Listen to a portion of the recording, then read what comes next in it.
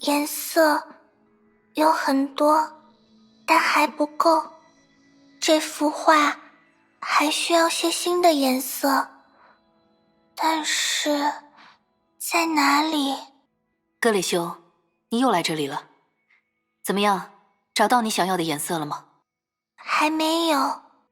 这里有很多颜色，但没有我想要的那些不存在的，还没被创造出来的颜色。不存在的颜色？就像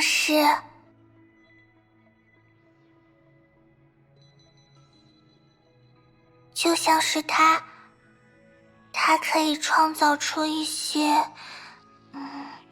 不存在的颜色，各种各样的红，各种各样的黑，暖暖的，冷冷的。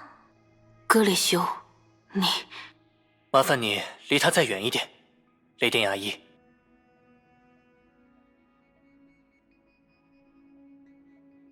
科斯摩，科斯摩是来接我回去的吗？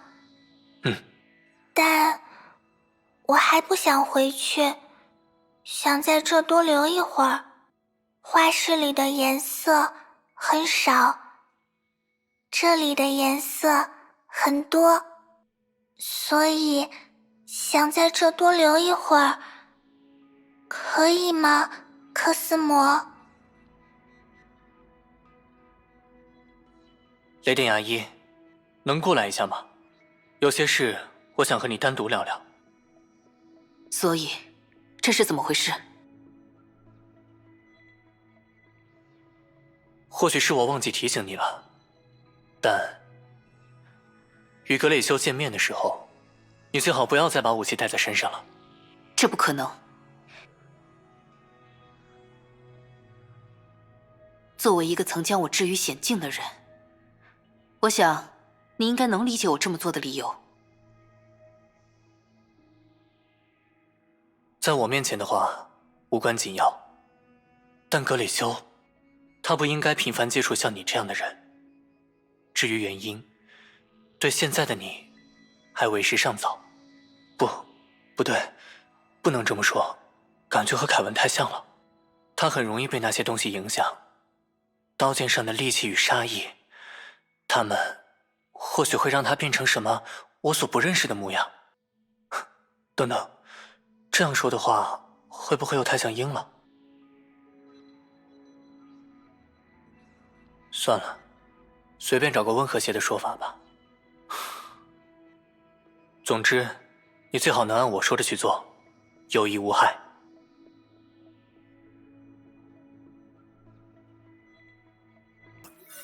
哎呀，似乎是和你在一起待太久了呢。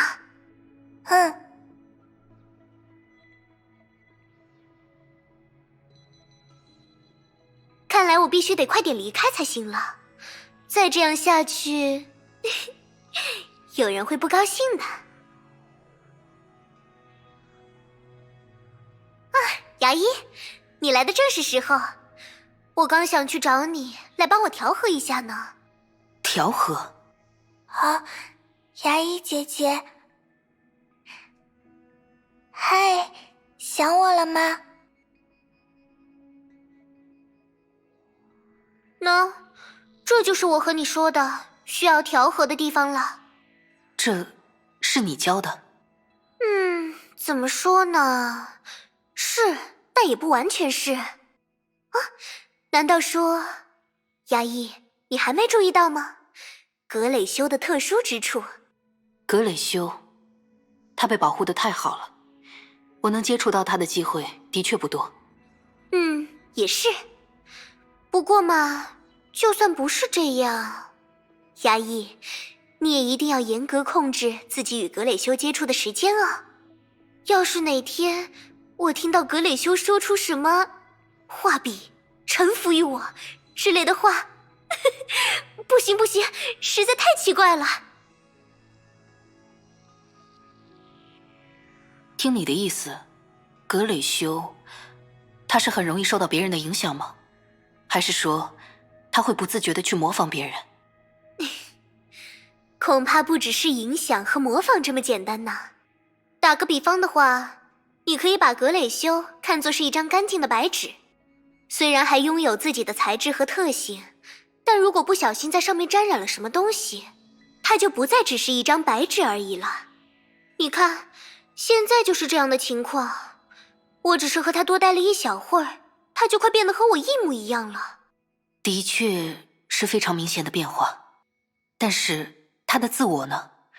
如果他一直都这样，那……衙役，要好好听我和你举的例子呀。我说了，格蕾修还是拥有自己的材质与特性的。沾染在这张白纸上的东西，它们还没有强大到可以覆盖掉那些，很快就会褪去，就像它们沾染到上面时一样简单。简单来说，再画好一幅画，格蕾修应该就会恢复正常了。而真正的格蕾修，这个问题真不好回答呢。我见过像天使一样可爱的他，也见过像恶魔一样可怕的他。当然，这两个都不是他的本意。他也还远远没到该直面这些事的年纪呢。别，还是换一种称呼吧，我还没到那种年龄呢。好，妈妈。你们进展很快啊。可让你找到取下我的机会了，大小姐。我也不知道他为什么非得这么称呼我，是因为和孩子们相处多了吗？哦，对了，刚才我和格蕾修谈到了在画室遇见的怪物，真没想到那也是他的画作。是的，衙役大小姐。啊，又变成我的样子了，真糟糕！我可不希望他画出什么让人难以接受的东西。你也注意一下和他接触的时间吧。等等，你那句话的意思是，那些怪物是格蕾修在受到了别人的影响后创作出来的？嗯，先说好，我不对真实性负责，但是他只有在沾染上什么后才会开始作画，也就是让那些他人留下的颜色脱离，落于纸面。和普通的画作会有什么不同吗？虽然只是一些译文，据说他的画虽然是能被轻易损毁的凡物，却能对观看者的认知产生某种影响，而究竟是什么样的影响，就取决于他此前在和谁相处了。是伊甸告诉我的，据说格蕾修在与千劫有过一段接触后留下的那幅画作，曾险些让一整片城区毁于内乱。是这样吗？所以，因为往事乐土是认知构成的空间，他在这里也能创造近似实体的怪物。没错，但也不一定就是怪物。确切来说，应该是一个人内心镜像的具现吧。我们之前见到的那些，估计就属于克斯魔了。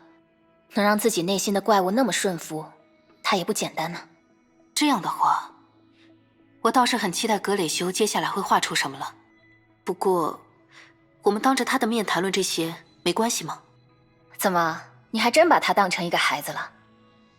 再怎么说，他也是一位英杰，经历过的事恐怕远超你我想象。